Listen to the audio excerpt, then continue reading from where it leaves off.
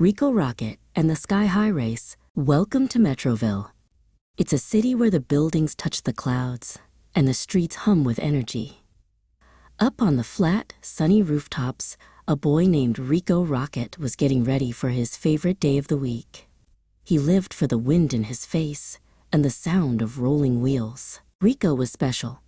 Above his eyes, his eyebrows were shaped like bright yellow lightning bolts that seemed to pulse when he was excited.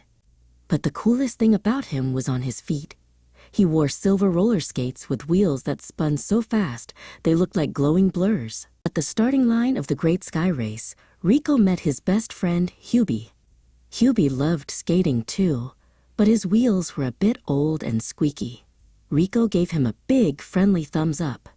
"We're going to have the best race ever, Hubie," he shouted over the cheering crowd. "Ready, set, go!" The whistle blew. Rico took off like a literal rocket. He zipped over ramps and zoomed across bridges made of glass. He was way ahead of everyone else, feeling the wind whistle past his ears. He was sure this was his year to win the gold. But behind him, something went wrong.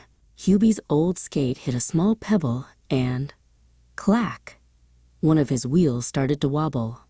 He slowed down, tilting side to side, until he had to stop completely by a giant metal air conditioning vent. He sighed, looking at the distant racers. Rico was almost at the finish line. He could see the shiny gold trophy waiting for him under the bright banners. But then, he heard a faint squeak-wobble thud from far behind.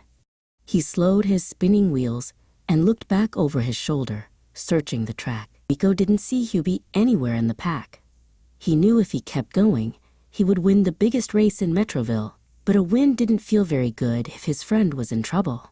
Rico spun his skates around and headed back the way he came, moving against the flow of the race. Rico found Hubie sitting sadly in the shade. "What happened?" Rico asked, gliding to a stop. Hubie pointed to his wobbly wheel. Rico knelt down right away. He used his quick hands to tighten the bolt and spin the wheel until it hummed perfectly again. "Let's finish this together," Rico said, pulling Hubie to his feet. They didn't race to see who was fastest anymore.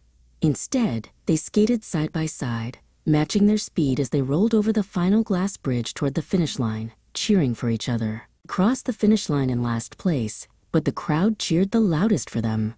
Rico didn't get the gold trophy, but he got a high five and a big smile from Hubie.